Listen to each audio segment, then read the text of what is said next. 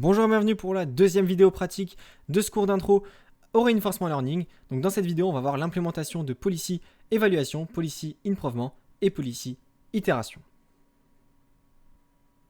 Alors on va commencer donc par l'implémentation de l'algorithme de Policy Évaluation. Donc je le rappelle, cet algorithme il consiste à calculer la value fonction VP d'une certaine policy Pi. Et donc dans ce cas-là, on va calculer la value fonction de la policy aléatoire dans le RoGridWard. Donc c'est un environnement qu'on a codé en Python dans la première vidéo pratique de ce cours. Donc à noter que ce calcul-là, eh bien, on a fait la première itération dans la vidéo 4 du cours théorique. Et donc on l'a fait donc à la main. Et donc là, on va voir eh bien, comment est-ce qu'on va pouvoir transposer cette implémentation en Python. On va par la suite implémenter l'algorithme de Policy Improvement, donc c'est la déduction de pi' grâce à VP, et donc on va encore le faire dans le RoGridWard, et donc ça a été un algorithme qui a été fait à la main dans la vidéo 4 également. Et enfin, on va faire donc l'algorithme de Policy Itération, donc qui est en fait l'alternance des tâches d'évaluation et d'improvement jusqu'à avoir une convergence vers donc V étoile et pi étoile, et donc là ça va nous permettre de faire une résolution complète du RoGridWard. Alors donc le policy évaluation, pour rappel, c'est un algorithme qui va calculer donc VP pour une certaine policy Pi et donc ça pour chaque state. Donc Pi c'est la policy d'un agent, donc c'est-à-dire son comportement. VP c'est la value fonction d'une policy, donc c'est une fonction qui est en réalité un tableau qui associe donc à chaque state S le return espéré qu'on a en suivant Pi dans le state S. Et donc le return ça équivaut donc à la somme des futurs rewards reçus à partir du state S. Alors on a vu dans la quatrième vidéo que cet algorithme appliquait itérativement la première équation d'espérance de Bellman. Donc l'update de cet algorithme est décrite juste ici. Donc en fait il va update donc à VS, il va lui donner donc une nouvelle valeur. Donc ça va être donc cette valeur là. Et donc il va faire cet update de VS pour tous les states S. Et donc on a vu qu'on pouvait écrire cet update sous cette forme là avec donc Q de SA qui était égal en fait à cette valeur là. Donc en fait cette valeur là c'est l'expression de Q de SA en fonction de V de S'. On a également vu donc le pseudocode de cet algorithme, donc qui commençait par l'input d'une policy Pi. Ensuite, l'algorithme initialisait l'approximation de la value fonction VP, donc grand V, à 0 pour tous les states S. Et ensuite, donc, il rentrait dans la phase d'update de l'algorithme. Donc on répétait l'update de la value fonction pour chaque state S jusqu'à ce que V avait convergé, donc jusqu'à ce que V ne change plus en fait. Et ensuite, une fois que V avait convergé, on pouvait retourner V, grand V, qui était donc une approximation de VP.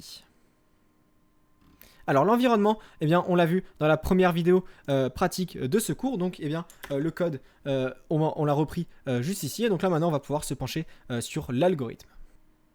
Alors pour faire cet algorithme, on va s'aider d'une librairie qui s'appelle NumPy et qui est très connue en Python. On va s'en servir beaucoup dans les vidéos pratiques de ce cours et c'est une librairie qui est vraiment incontournable si vous faites du machine learning en Python et même hors du machine learning, c'est une librairie qui est vraiment très utile et nous permet de manipuler des tableaux et des vecteurs vraiment d'une manière très simple et c'est ça qui est bien avec cette librairie. On va également donc créer une instance de notre environnement qu'on va stocker dans la variable env. Et on va ensuite donc créer une policy Pi qui va être donc la policy dont on va vouloir calculer la value fonction. Donc là cette policy on va la créer donc avec donc cette librairie NumPy. Donc on va lui dire que ça va être en fait un tableau de dimension NS-NA. Donc il va y avoir donc autant de lignes que de state et autant de colonnes que de state. Et on va dire que ça va être donc un tableau rempli de valeurs donc de 0,5. Donc il va y avoir une probabilité de 0,5 de prendre l'action d'aller à gauche et une probabilité de 0,5 de prendre l'action d'aller à droite. Donc en fait ce sera bien une policy aléatoire. Alors pourquoi est-ce qu'on peut représenter une policy sous la forme de tableau avec en ligne les states et en colonne les actions? Mais en fait c'est une convention qu'on a en RL, c'est-à-dire qu'une policy en fait on peut la représenter sous forme de tableau. Et en fait, donc chaque combinaison de state et d'action donne lieu donc à une probabilité. Par exemple, la première valeur, ça correspond donc au state S0 et à l'action S0. Et donc ça correspond bien à la probabilité d'avoir donc A0 sachant S0. Et donc de la même manière, si on prend par exemple ce nombre-là, c'est bien le state donc Sn, donc c'est bien le dernier state vu qu'on est ici sur la dernière ligne, et c'est bien l'action An, donc la dernière action, vu qu'on est donc sur la dernière colonne. Et donc ça, ça décrit bien la probabilité d'avoir A de n sachant S de n. Et donc dans le cas de notre MDP, la policy aléatoire donc, est égale à ce tableau-là. Donc là par exemple, on voit que dans le state S0, on a une probabilité donc, de 0,5 de prendre l'action à 0 et une probabilité donc 0,5 de prendre l'action à 1. Alors je le rappelle, l'action 0 c'est l'action d'aller à gauche et l'action A1 c'est l'action d'aller à droite. Et donc avec cette représentation de pi, si on veut accéder par exemple à la probabilité d'avoir l'action 1 sachant qu'on est dans le state 2, eh bien on va appeler en fait pi de 2 sachant, pi de 2, 1. Donc on aura le state en premier. Pourquoi? Parce que eh bien, on désigne d'abord la ligne que l'on veut et ensuite l'action en second, donc parce que eh bien, la colonne vient donc en second. Donc là dans ce cas-là, eh bien, ce serait la valeur juste en dessous de pi de A1 sachant S1. On va ensuite donc suivre le pseudocode. Donc là pour cela, on va créer donc l'approximation de VP, donc grand V. Et donc on va dire que ça va être donc un tableau avec autant de lignes qu'il y a de state. Et donc ça va être un tableau qui sera rempli de 0. Donc là dans ce cas-là, eh bien on a grand V qui est égal donc à ce tableau-là. Donc en fait ça va être de V0, V2S1 et donc ce jusqu'à V2SN. Et donc à l'initialisation, eh bien le tableau sera rempli de 0. Et donc on remarque bien qu'il y a 5 valeurs parce qu'il y a 5 states dans notre MDP. On va ensuite définir deux nombres. Donc on aura tout d'abord gamma qui va être le facteur de remise du return. Donc là dans ce cas-là il sera égal à 0,99. Donc c'est le facteur par lequel on va multiplier les rewards futurs afin donc de moins les compter dans le return actuel. Et enfin, donc, on va définir θ qui va être notre seuil de similitude requis donc, pour stopper les updates. Donc en fait, ça va être un nombre en général donc, très petit. Donc là, on voit qu'il est assez petit. Et donc ça va être un nombre en fait, qui va nous permettre de dire ou non si V a convergé ou pas. Alors en effet, si on regarde l'algorithme, on voit que là, on a donc une boucle qui s'arrête quand V arrête de changer. Donc justement, comment est-ce qu'on va déterminer si V change toujours ou pas? Et bien en fait, on va voir, donc on va calculer l'écart de V entre deux mises à jour. Et si cet écart, il est inférieur à θ, donc qui est un seuil, donc si cet écart est inférieur à un certain seuil, donc θ, et bien on va considérer que eh bien, V a arrêté de bouger et donc V a convergé. Donc une fois qu'on a initialisé donc, les différentes variables de notre algorithme, on va pouvoir alors créer une fonction qui va être assez pratique par la suite. Donc cette fonction, elle va s'appeler compute QValue for SA. Et donc en fait, c'est une fonction qui va nous renvoyer pour un certain state et pour une certaine action la valeur Q de SA. Donc la valeur Q de SA, je l'ai mis, je le rappelle, elle est égale donc à cette expression-là. Et donc pour la calculer, on voit qu'on a besoin, bon, évidemment, de S et de A, mais on a également besoin donc, de la fonction P et la fonction R, donc de l'environnement. On a également besoin de gamma et on a également besoin de grand V. Et donc c'est pour ça qu'on va envoyer donc, en paramètre de la fonction, en plus du state et de l'action dont on veut la valeur, on va lui envoyer donc l'environnement, l'approximation grand V et le facteur gamma. Alors, donc pour calculer cette valeur-là, eh bien, donc, il faut faire une somme pour tous les state S' possibles qu'on a à partir du state S et de l'action A. Et donc pour cela, eh bien, on va se servir évidemment de la fonction, donc, enfin du dictionnaire grand P de l'environnement. Donc on accède donc par env.p et donc de SA. Pourquoi? Parce qu'on se trouve dans le state SA et donc on veut voir tous les state S' susceptibles d'avoir à partir du state S et de l'action A. Donc je le rappelle, env2p SA va nous renvoyer une liste de tuples contenant tous les state S' et également donc les probabilités et les rewards qu'on va avoir donc à partir de SA. Et donc là c'est parfait parce que si on fait une boucle sur tous les tuples que nous renvoie donc ce dictionnaire, eh bien on va pouvoir faire l'addition, donc faire la somme de cette expression là sur tous les state S'. Donc là on va ajouter à Q la probabilité fois donc le reward juste ici plus gamma fois la valeur donc de V de S' juste ici. Et donc là on voit que si on effectue cette boucle pour tous les state S', on a bien la valeur Q de SA qu'on peut retourner.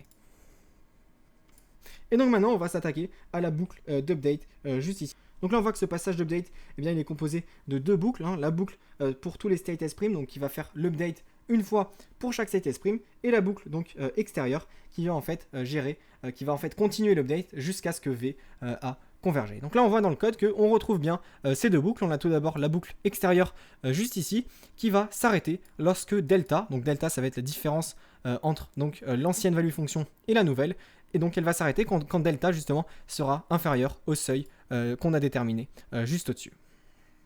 Et donc la boucle intérieure, c'est celle-ci, ça va être la boucle qui va calculer la nouvelle value fonction pour chaque state. Alors là, on voit que cette boucle, on va donc définir venue qui va être justement la nouvelle value fonction pour chaque state. Et donc venue va prendre donc cette valeur-là.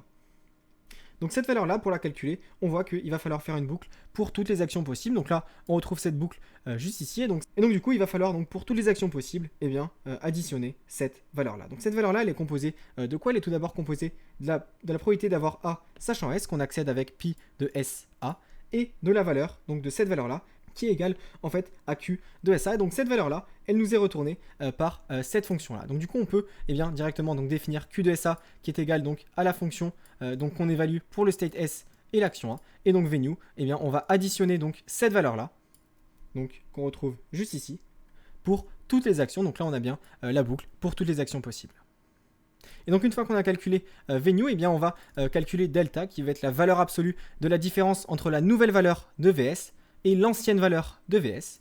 Et une fois qu'on aura calculé ce delta, on va assigner donc à l'ancienne valeur de VS, on va lui dire, voilà, ta nouvelle valeur, ça va être égal à venue. Et donc ensuite, on va prendre donc la valeur maximale de delta en fait pour pouvoir déterminer si V a a convergé ou pas. Et donc dans le cas où il a convergé, on va donc arrêter l'algorithme. Donc si on exécute cet algorithme, on voit que il a terminé après 22 itérations. Et si on regarde la valeur de grand V, on voit qu'on retrouve quelque chose de similaire à ce qu'on avait calculé à la main, donc en une itération. Et donc là, on voit bien que c'est cohérent. Plus on est proche du reward de moins 100, plus notre return est négatif.